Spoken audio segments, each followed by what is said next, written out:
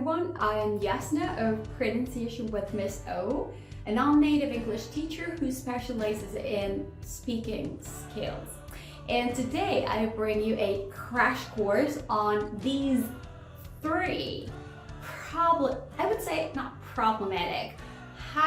problematic English vowel sounds, especially for us Spanish speakers. I don't know why. Is it because we have just 5 vowel sounds and it's like, okay, they all sound the same to me. That's the most frequent comment I get, but they're really not the same sound. And hopefully at the end of this video you're going to understand, you're gonna have all the clues and all the tools for you to understand, for you to perceive, and hopefully for you to produce these 3 vowel sounds. And for what it's worth, not only is this video going to be suitable for Spanish speakers, but also for Portuguese speakers and Italian speakers as well. So without any further ado, let's dive right into it.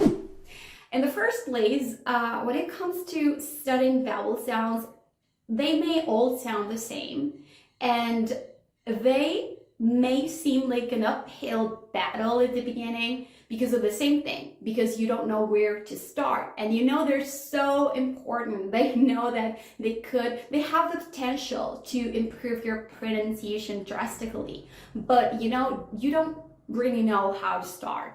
The thing is that when you study vowel sounds, it all comes down to 2 aspects. 2 things you need to pay attention to, and those 2 aspects are tongue position and lips position. Okay, so if you're one of those people who likes to study pronunciation, you've come across this little chart that may seem like super like alien to you. Like, what is this? With a lot of random symbols that seem to be like vowel sounds or letters, but you don't know how to make sense of those things. And yeah, it's quite simple, believe me. So this is just a chart that symbolizes your mouth. Like, look at this, your mouth, and it's going to be suitable to explain tongue positions. In this sense, we're going to have front vowel sounds. And what does it mean? It just means that your tongue is going to lean towards the front of your mouth to produce the sounds. And that's the case for, of E and I, and A, okay? All of those vowel sounds are front vowel sounds. Then if your tongue does kind of little and doesn't move towards the front of your mouth, and if you don't drag your tongue backwards, then you're going to have a central vowel sound. I like to call them like neutral positions, because you have to do like nothing with your mouth, just to leave it there, like a resting position.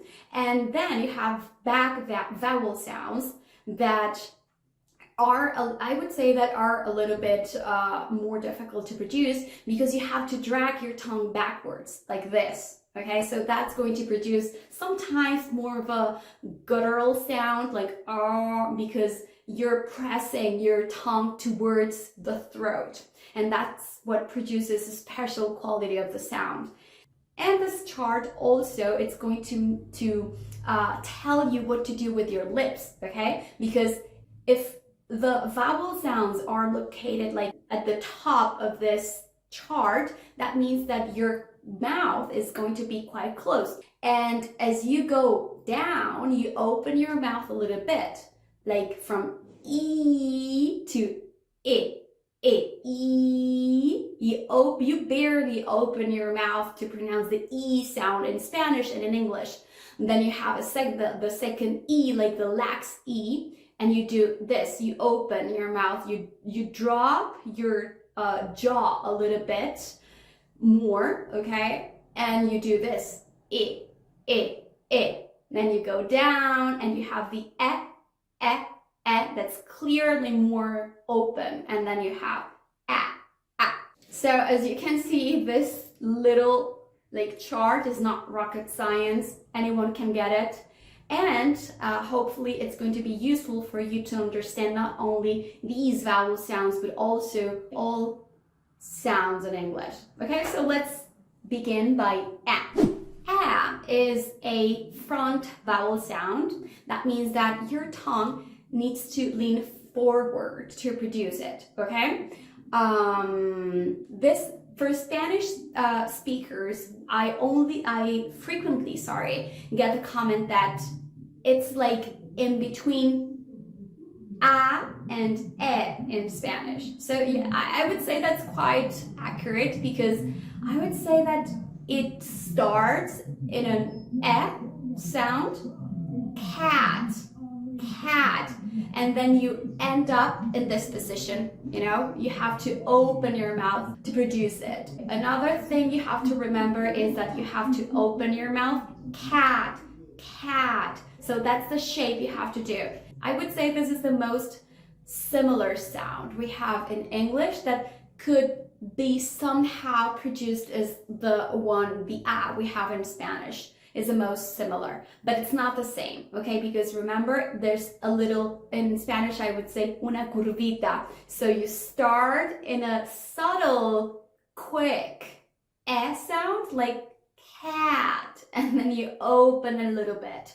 Of course, if you're speaking super fast, then this is not going to be the case. You're not going to recognize that subtle movement of your tongue, but just keep that in mind so you can distinguish the sounds. That's it. Front vowel sound, and also open, very open. Let's analyze the second one. Okay, I love the sound because it's not a sound we have in Spanish, and I call it la casita, because a teacher of mine used to call it like this in college.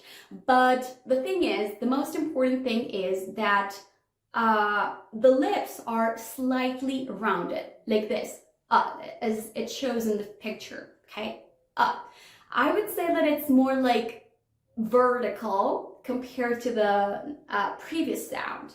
And it's like your lips are slightly rounded. Okay, slightly. Don't exaggerate the sound. So it's like a little bit rounded, but still it's a little bit lazy in your lips. Another thing that it's super important is that the tongue rests at a neutral position. You don't do much with your tongue, you just leave it there, okay? And some people might say that it's similar to the schwa sound. Yes, I agree. It's similar to the schwa sound, but the schwa sound, it's like you almost don't open your mouth, but here you change the position of your lips. Up, okay? And finally, we have the ah, which is the back ah sound, and I call it in my classes, I just call it la papa la boca, because it's like you were holding something here, like a papa, a potato in your mouth, and it sounds like ah, like your mouth is full, you know, like you're eating something and it's kind of stuck there. It feels like that. And what's important here is that this is an open vowel sound, okay?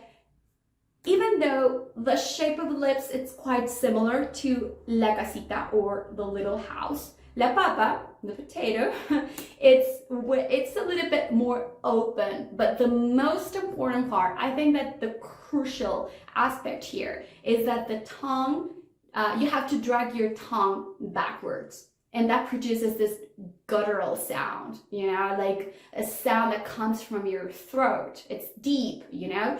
And for that, you do that, you drag your tongue and you drop your jaw a little bit more compared to the casita.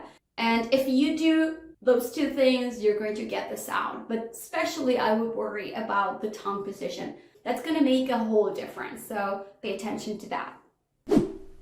And now we're going to work with these minimal pairs so you can understand or start understanding how these sounds work and how you can distinguish them. Actually, in the subtitle, we have the 3 sounds. Let's have a lot of fun. Let's see if I can explain it to you.